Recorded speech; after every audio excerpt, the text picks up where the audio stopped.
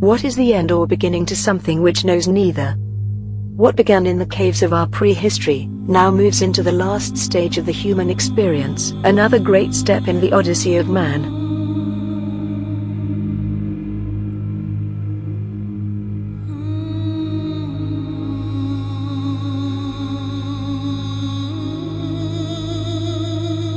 As his weary eyes begin to close, David Bowman sighs, and lets the tension drain from his body. Death is sure to come, but at the moment, he enjoys the life-giving oxygen that keeps him breathing. But before they close forever, Dave's eyes slowly open once more, as he sees something floating out there in space. Then, as his eyes snap open, Dave finds himself staring at the unexpected wonder, an object which should not be there at all. Dave Bowman is suddenly stirred by the sight of something that resembles a monolith. Is it some hallucination brought on by the senses, as death approaches? Or is it some harbinger of hope? For 2 million years, it has circled Jupiter, awaiting another world intelligence to escape its planetary cradle. Now, the wait is over. The monolith activates to allow an ancient experiment to reach its climax. It throbs and glows, until its light blots out the stars, and becomes all that Dave can see. It twists his senses, launching them into a place beyond his comprehension. Dave experiences a sickening wrench. And then, he finds himself beyond the warp, racing toward alien horizons, in galaxies denied to other men. He is seized by fear, but cannot turn away from what is happening. 1,000 bizarre sights and patterns rush madly across his line of vision. Stunned and helpless, he yields to the kaleidoscopic madness unfolding right in front of him. Turbulent island universes wheel and spiral within sight, until they flicker out and vanish.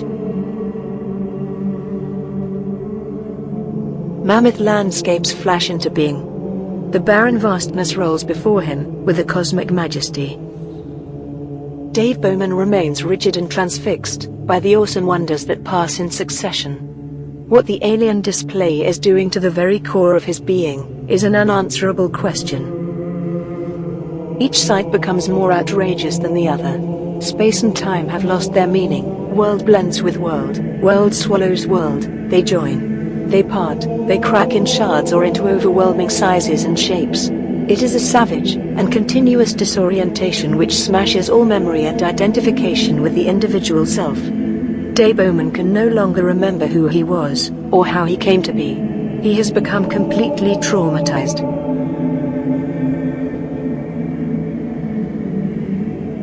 Then, it is over. The monolith has done its work. It removes Bowman's pod to its own special place. No one can say what it is, or where it is. To the monolith, it is an environment in which Dave Bowman will experience his last act of existence. A stage for a drama written by an alien mind. The pod comes to rest in a large, immaculate room. It is furnished with whatever Dave Bowman will need to live out the remainder of his life in comfort, and free from anxiety. Bowman emerges from the pod. His eyes bear the look of a man who seems to be trying to recall some long-forgotten dream. But somehow, it eludes him, and slips back into the shadows of his mind.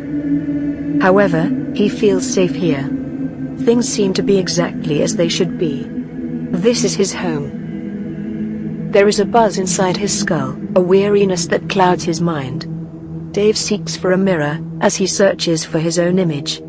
He has somehow become estranged from it. When he faces his reflection, Dave is unaware that he has aged in a matter of minutes. However, he accepts what he sees, without qualm or question. He accepts the fact that his pod and spacesuit have vanished. He doesn't know how he managed to get his fine robe and pajamas, but all that doesn't matter. Dave is hungry, and his dinner is waiting. He also knows that it will be tasty. The astronaut sups in silence. Things are orderly and certain.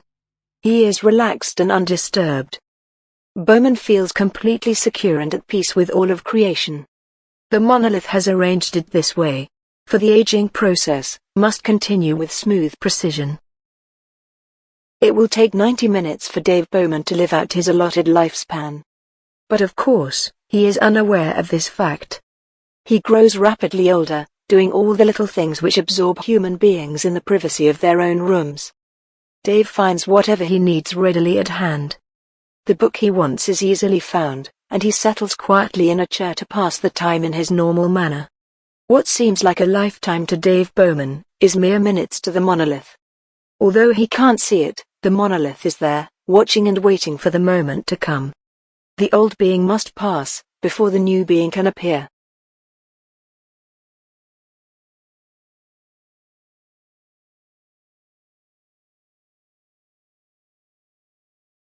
Then, the moment finally arrives. Dave Bowman is as old as he will ever be. The nature of death is inexplicable to man, but to the monolith, it is a normal step to processes known only to its kind. Mortality is a human condition, and they must be taught to surmount it. The monolith appears, and even as Dave Bowman's vision dims, he weakly lifts his hand, as if in recognition, then lets it gently fall back, as his life begins to finally fade.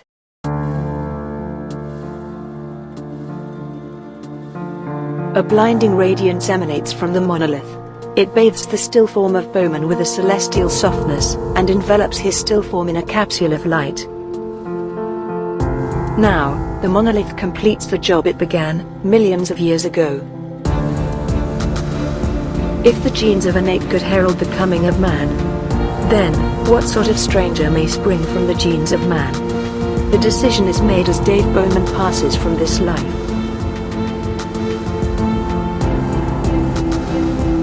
A membranaceous cocoon of gossamer strength forms in complex patterns, covering the still warm human remains.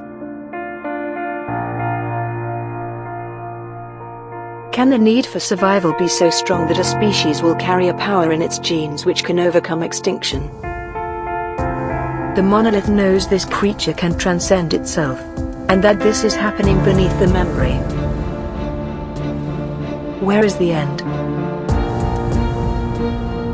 Where is the beginning? Do they really exist? When the change has taken place, the outline of a new being materializes. The new being is examined by the monolith, and found satisfactory. He is to be the first of many new beings. The monolith knows that there must be more than one, to sow the harvest of a new species. This new being is set free, somewhere, in the vast universe. This new being represents the first of a species which can choose its own place in the cosmos. When it reaches a planet suitable for its arrival, it will halt and survey it before transcending. With the certainty of its kind, the new being knows it has found a home. Its chances for survival are greater than any living creature to be born. A new being is content with what it sees. It will descend and thrive in this part of the galactic wilderness. And as its journey comes to an end, it knows that another's odyssey will begin. On Earth.